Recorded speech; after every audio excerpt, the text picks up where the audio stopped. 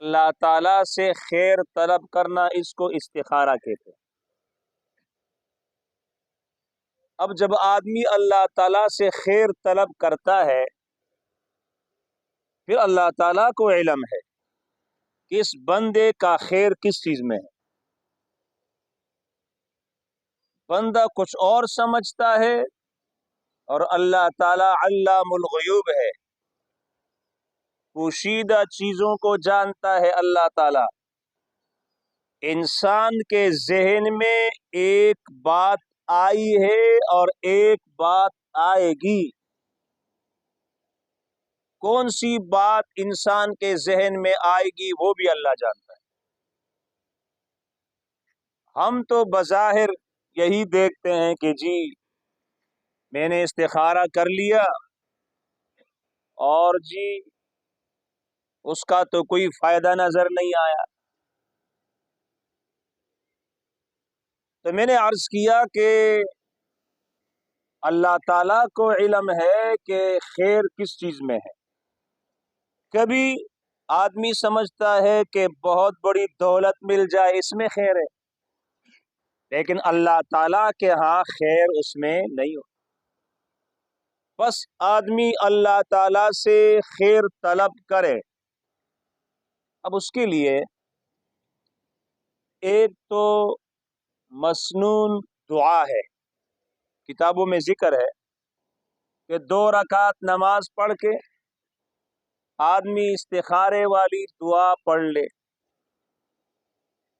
اب لوگوں کے ذہن میں یہ ہے کہ بھائی آدمی خواب دیکھے گا، خواب میں کوئی اشارہ ہوگا کہ یہ کام کرو یہ کام نہیں کرو۔ یہ ضروری نہیں ہے کہ آدمی خواب دیکھ لے، بلکہ اللہ تعالیٰ سے خیر طلب کر لیا بس۔ اب یہ کن کاموں میں؟ یہ دنیا کے کاموں میں، یہ نہیں کہ ایک آدمی بھی میں استخارہ کرتا ہوں کہ میں جمعے کی نماز پڑھوں کہ نہ پڑھوں، اس میں نہیں۔ میں حج پہ جاؤں کہ نہ جاؤں، میں روزہ رکھوں کہ نہ رکھوں، نہیں۔ دنیا کے کاموں میں، کاروبار میں، سفر کرنے میں آدمی جی میں یہ سفر کب کروں، کس جانب سفر کروں، میں کاروبار کرنا چاہتا ہوں، یہ کاروبار کروں کہ یہ کاروبار کروں، تو اس میں ہوتا ہے اللہ تعالیٰ سے خیر طلب کر۔ تو دعا پڑھ لی، 2 رکعت نماز پڑھ کے پھر دعا پڑھ لی، یا تو خواب میں اس نے دیکھ لیا، کوئی اچھا خواب دیکھ لیا، اس کی بھی ضرورت نہیں، ایک طرف دل مطمئن ہو گیا، بس وہ کام شروع کرے۔ اور اس کے لیے سونا بھی لازم نہیں ہے، رات بھی لازم نہیں ہے کہ آدمی رات کو یہ دعا پڑھے، دن کو ہی پڑھ سکتا ہے۔ اسی طرح بعض کام ایسے ہوتے ہیں جو فوری کرنے کے ہوتے ہیں کہ ایمرجنسی میں کوئی معاملہ سامنے آ گیا، اب اس کے لیے آپ کس طرح استخارہ کریں گے؟ اس کے لیے پھر جی آپ دعا پڑھیں گے، 2 رکعت نماز پڑھیں گے، پھر دعا پڑھیں گے، پھر رات کا انتظار کریں گے، پھر آپ سوئیں گے، پھر خواب دیکھیں گے، نہیں۔ ایمرجنسی میں کوئی ایسا معاملہ آ گیا تو آپ یہ دعا پڑھیں، اللہم الہمنی رشد۔ اللہم، آنکھیں بند کر کے اللہ تعالیٰ سے رابطہ قائم کر لے، اللہم الہمنی رشدی، یا اللہ جس کام میں میری بھلائی ہو میرے دل میں وہ ڈال دے۔ بس یہ مختصر ہے۔ بزرگان دین کے معمولات میں یہ ہے کہ اگر کوئی آدمی کوئی مسئلہ پوچھتا تو وہ تھوڑی دیر کے لیے آنکھیں بند کر کے اللہ تعالیٰ سے رابطہ قائم کر کے پھر مسئلے کا جواب دیتے۔ تو ایمرجنسی پیش آئی تو اس صورت میں یہ شارٹ کٹ طریقہ ہے، اللہم الہمنی رشدی، یا اللہ جس کام میں میری بھلائی ہو، خیر ہو، یا اللہ میرے دل میں وہ بات ڈال۔ اچھا، اب انسان کیا سمجھتا ہے اور اللہ تعالیٰ کے ارادے کیا ہوتے ہیں، اس کی مثال اس طرح ہے کہ ایک بچہ ہے، وہ اپنے والد سے، والدہ سے، اپنے بڑوں سے کوئی چیز مانگتا ہے، اس وقت والد اس کو وہ چیز مہیا نہیں کرتا، بظاہر تو یہ بچہ سمجھتا ہے کہ میرے ساتھ ظلم ہو رہا ہے، مجھے اس چیز کی ضرورت ہے اور میرے والد نے مجھے وہ چیز نہیں دی، لیکن یہ والد سمجھتا ہے کہ اب اس وقت بچے کو یہ چیز دینا یہ نقصان دہ ہے۔ بعد میں پھر بچے کے ذہن میں بات آ جاتی ہے، جب وہ بڑھ جاتا ہے تو میرے والد صاحب نے جو انکار کیا تھا وہ صحیح تھا، میرا جو مطالبہ تھا، میں جو کچھ چاہ رہا تھا وہ صحیح نہیں۔ تو اللہ تعالی علام الغیوب ہے، اور پھر فرمایا کہ استخارہ کرنے والا کبھی ناکام نہیں ہوتا، ما خاب من استخار ولا ندم من استشار، جو آدمی استخارہ کرتا ہے، اللہ سے خیر طلب کرتا ہے، وہ کبھی ناکام نہیں ہوتا۔ اللہ نے جس چیز میں اس کے لیے خیر رکھا ہے وہی ہوگا۔ اس نے ایک چیز کا مطالبہ کیا کہ یا اللہ میرے لیے اس میں خیر ڈال دے، دل بھی مطمئن ہو گیا، لیکن اس چیز میں نقصان ہو گیا، وہ نقصان بھی اس کے لیے فائدہ مند ہے، اس لیے کہ ساری چیزیں جاننے والا کون ہے؟ وہ اللہ تعالیٰ ہے۔ اللہ تعالیٰ کو علم ہے کہ اگر یہ نقصان اس کو ہو گیا تو یہ عارضی نقصان ہے، کسی بڑے نقصان سے بچ گیا۔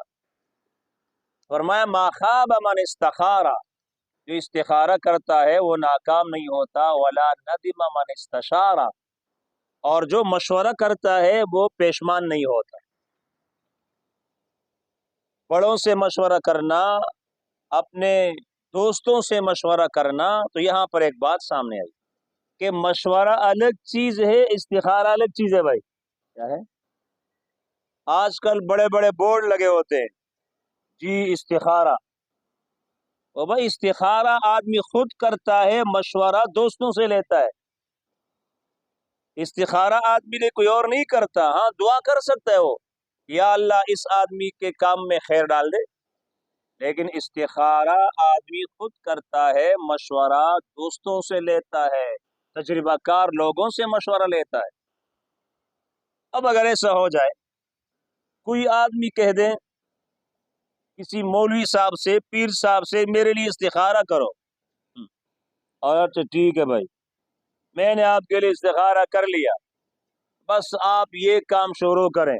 ایسا ہوا بھی کہ ایک آدمی سے کہا گیا، اس نے کہا یہ کام شروع کرو، اس نے شروع کیا، نقصان ہو گیا اس میں۔ اب وہ مولوی صاحب کے گلے پڑ گیا، کیا آپ نے کہا تھا؟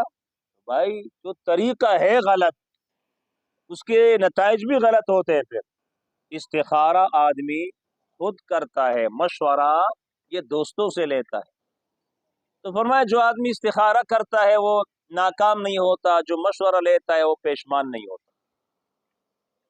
موسیٰ علیہ الصلوۃ والسلام کے حوالے سے ایک واقعہ ہے کہ جب وہ کوئی طور پہ جا رہے تھے تو ایک آدمی راستے میں ملا، اس نے کہا آپ کوئی طور پہ جا رہے ہیں تو میرے لیے اللہ تعالیٰ سے دعا کر لے، میری درخواست پیش کر لے، میرے اوپر تکلیفیں ہیں، مصیبتیں ہیں، حالات صحیح نہیں ہیں، عافیت نصیب ہو جائے۔ چلے گئے موسیٰ علیہ الصلوۃ والسلام، اور جب اللہ تعالیٰ سے ہم کلام ہوئے تو پھر اللہ تعالیٰ سے اس بندے کے حوالے سے بات کی، اے اللہ آپ کا ایسا بندہ تھا، اس نے مجھے اس طرح کہا ہے۔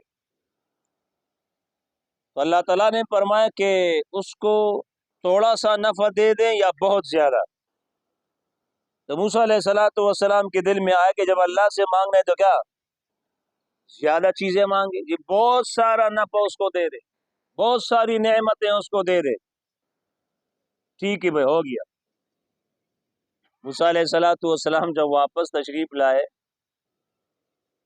پھر چند دنوں کے بعد اس آدمی کے گھر پہ گئے، معلومات کیے، وہاں سے کوئی اور آدمی نکلا، جی فلاں آدمی سے ملاقات کرنی ہے، تو جواب ملا کہ وہ تو اس کا انتقال ہو گیا، فلاں موقع پر اس کا انتقال ہو گیا۔ اب موسیٰ علیہ السلام نے حساب کیا، جس دن اللہ تعالیٰ سے موسیٰ علیہ السلام نے دعا کی تھی، عرض کیا تھا، یہ آدمی اسی وقت اس کا انتقال ہو گیا۔ اب موسیٰ علیہ السلام پریشان ہو گئے، اللہ تعالیٰ سے عرض کیا یہ کیا معاملہ ہے؟ تو اللہ تعالیٰ نے فرمایا کہ میں نے کہا تھا کہ تھوڑا نفع کے زیادہ، آپ نے کہا کہ زیادہ نعمتیں مل جائے، تو زیادہ نعمتیں تو جنت میں ملتی، لہذا کیا ہو گیا؟ وہ چلا گیا جنت میں، صحیح ہے؟ تو آدمی یہ اڑی نہ کرے کہ بھائی میں نے تو خیر کا مطالبہ کیا تھا اور میرا کیا ہو گیا، جی فلاں کام نہیں ہو گیا، یہ ساری چیزیں اللہ تعالیٰ جانتا ہے۔ تو لہٰذا استخارے کا ایک تو مسنون طریقہ کہ 2 رکعت نماز پڑھ کے استخارے والی دعا پڑھ لے، اور ایمرجنسی میں تو اس کے لیے پھر رات کو پڑھنا ضروری نہیں، سو جانا بھی ضروری نہیں، یہ دعا پڑھ لی، دل ایک طرف مطمئن ہو گیا، رات کو پڑھ لیا، دن کو پڑھ لیا۔ اور یا مختصراً یہ ہے کہ اللہم الہمنی رشدی، کوئی بھی کام آپ شروع کر رہے ہیں، بس آنکھیں بند کر کے اللہ تعالیٰ سے رابطہ قائم کر کے اللہم الہمنی رشدی، یا اللہ جس کام میں میرا خیر ہو، بھلائی ہو، میرے دل میں وہ ڈال۔ بس آپ نے خیر کا مطالبہ کیا، بس آپ کام شروع کریں، آگے اس میں نفع ہو گیا ظاہری، وہ تو واضح ہے، اگر بظاہر نقصان ہو گیا تو اس کے ضمن میں اچھائی بھی ہوگی، اس لیے کہ خیر و شر دونوں اللہ تعالیٰ کے ہاتھ میں ہیں۔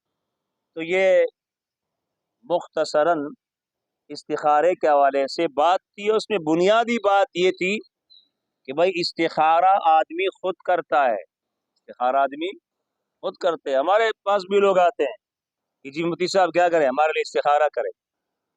اب ایک آدمی میرے پاس آیا کہ میرے لیے استخارہ کرے، میں نے کہا بھائی استخارہ آپ خود کر لیں، میں آپ کو مشورہ دیتا ہوں۔ وہ اپنا کاروبار یہاں سے کہیں اور مانسیرا شفٹ کر رہا تھا، ٹھیک ہے بھائی، تو میں مشورہ دے دیا، میں نے کہا اچھی بات ہے، تجربہ کر لیں۔ تو بھائی ماشاءاللہ اس نے جب وہاں کاروبار کو شفٹ کیا تو ماشاءاللہ اس کو بہت زیادہ نفع ہو، بہت اچھا آدمی، نیک آدمی ہے۔ تو مشورہ آپ دے سکتے ہیں، لیکن مولوی صاحب سے یہ زور نہ لگائے کہ نہیں جی آپ میرے لیے استخارہ کریں۔ آپ مولوی صاحب دعا آپ کے لیے کر سکتے ہیں، خیر کی دعا، لیکن پھر یہ سارا بوجھ مولوی صاحب پر ہوگا کہ اچھا آپ نے تو میرے لیے استخارہ کیا تھا، اب مسئلہ تو ایسا ہو گیا، لہٰذا سارا نقصان تمہارے ذمہ، پھر جھگڑا پیدا ہوگا۔ لہٰذا استخارہ خود کرے اور مشورہ اپنے دوستوں سے طلب کرے، مشورہ میں بھی جس فن میں جو آدمی ماہر ہے اس سے مشورہ کرے، یہ مستقل بحث ہے۔ پھر جس چیز میں جس آدمی کو مہارت حاصل ہو تو بھائی اس آدمی سے اس حوالے سے مشورہ کرے۔ بہرحال یہ مختصر بات تھی، اللہ تعالی ہمیں پورے دین پر چلنے کی توفیق عطا فرمائے۔